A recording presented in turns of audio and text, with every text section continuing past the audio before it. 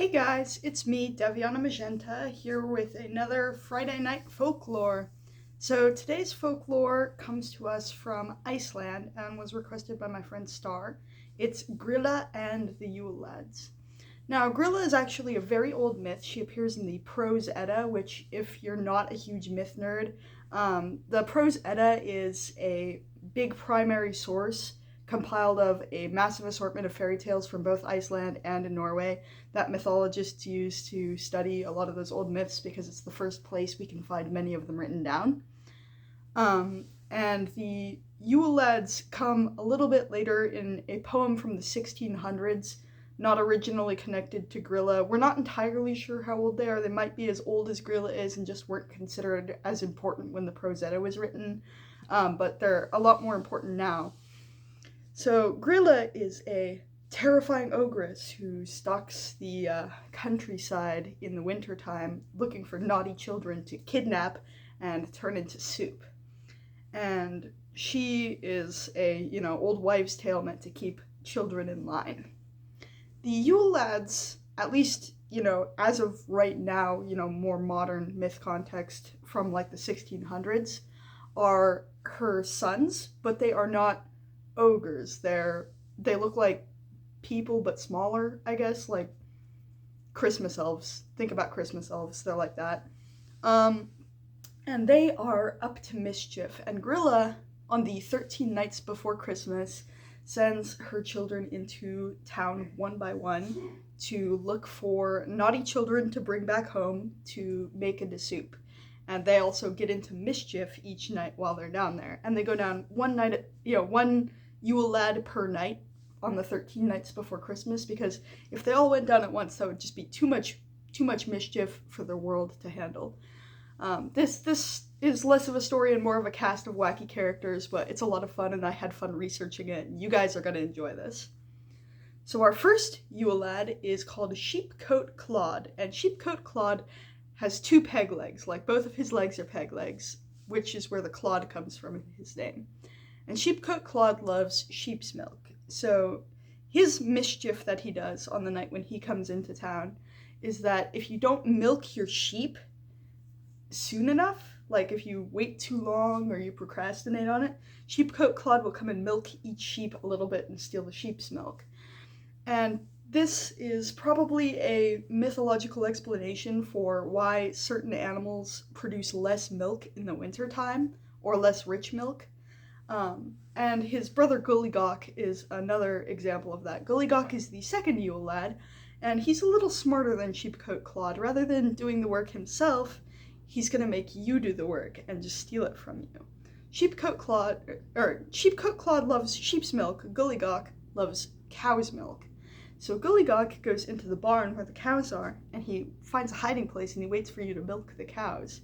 And he waits for when you're not paying attention while you're milking or while you're bringing the milk back home, and he'll come along and slurp the best part of the cream right off the top of the milk while you're not paying attention and then run away. The third Yule Lad is called Stubby. He's the shortest Yule Lad, and Stubby likes the crust from pans. So if you don't scrape the crust out of your frying pans after you've fried something, Stubby will steal that pan and take it somewhere else and scrape the crust out and eat it there and then throw the pan away. The fourth Yule Lad is called Spoon Licker. His name says it all. If you do not wash the dishes, then Spoon Licker will come into your house and he'll find all the dirty spoons and lick whatever food tidbits are on those spoons off of them, which is really gross. Pot Scraper is a lot like Spoon Licker. He comes along, and if you didn't eat all the leftovers, he'll come and scrape them out of the bottom of the pot and eat them up. Bowl Licker sounds self-explanatory when you consider him in the context of Spoon Licker and Pot Scraper, but actually reading the poem that is the primary source for this, Bowl Licker isn't there to lick your human bowls. He's there to lick the bowls full of scraps that you leave out for cats and dogs. So Bowl Licker likes dog food. Next up, we have Door Slammer. And Door Slammer doesn't want to steal anything. He's not after your food or whatever. Door Slammer just likes to come into your house and slam all the open doors really hard to keep you up at night because he thinks it's funny. And next up, we have Yogurt Gobbler. Yogurt Gobbler comes into your house and eats all the yogurt, and I have a feeling that this was an explanation for, Uncle Jimmy eating all of the yogurt because he likes yogurt and it's his midnight snack. This is, oops, I ate all the yogurt. And you're gonna see a couple more of these. Next up, we've got Sausage Swiper, which is just like Yogurt Gobbler, except with sausage. He comes into your house and steals it, takes it somewhere else, and eats it. After Sausage Swiper, we have debatably the most malicious of all of them. He is Window Peeper, and Window Peeper comes and looks into all the windows of your house, and if he sees anything that's worth stealing, then he'll steal it.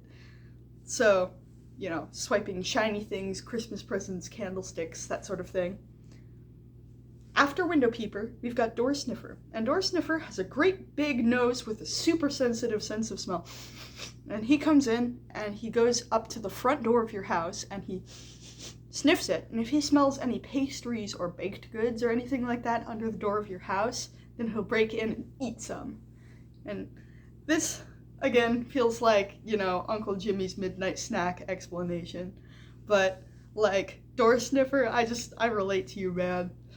Then after Door Sniffer, we have Meat Hook. He's the second shortest Yule Lad. He's just a little bit little bit taller than Stubby.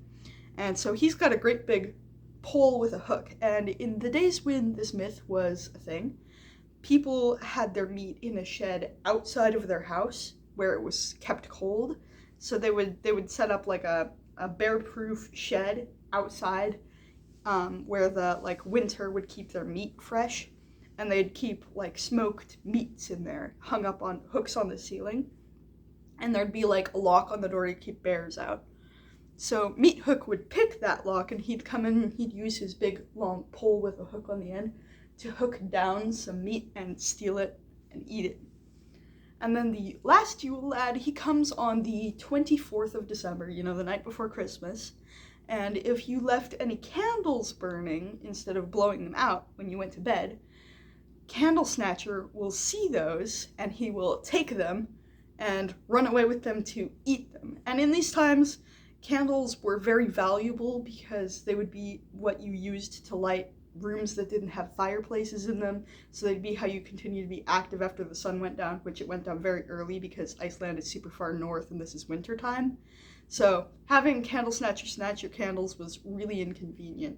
And candles were also made out of animal fat, so they would have been edible, although I don't feel like they would have been delicious. So Candle Snatcher's got some weird taste. So those are the 13 Yule Lads and Gryla. And in addition to Gryla and the 13 Yule Lads, Gryla's family also includes Gryla's husband, whose name is Lepeludi.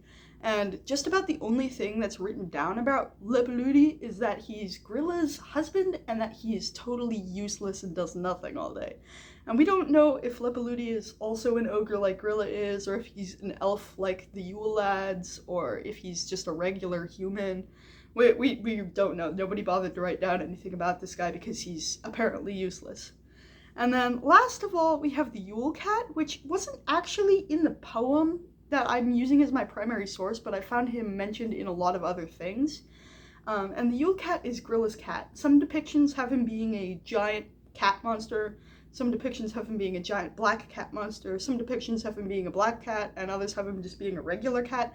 But the one thing that all of these myths agree on is that the Yule Cat stalks the countryside on Christmas night, and if you're not wearing any of the new clothing that you got for Christmas, or if nobody got you any new clothing for Christmas, the Yule Cat will gobble you up, and some descriptions say that he will take your bones back to Gryla for her to use as soup stock.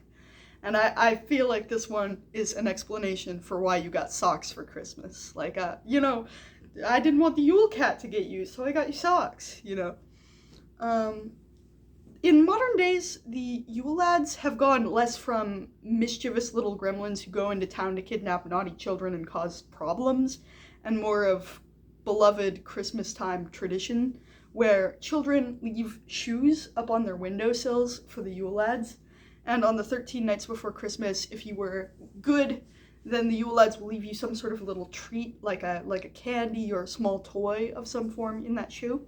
If you were pretty naughty, then they'll leave a raw potato in your in your shoe. If you were very naughty, then they'll leave a rotten potato, and if you're very, very naughty, that's when they'll kidnap you and take you to Gryla to be turned into soup. So, that's a fun Icelandic tradition, definitely one of the weirder Christmas traditions I've come across. Thank you to Star for recommending it. For the next couple of weeks, I'm going to be doing Christmas-themed myths, and Merry Christmas, have a great day. Oh, don't forget to like and subscribe, that's the other thing.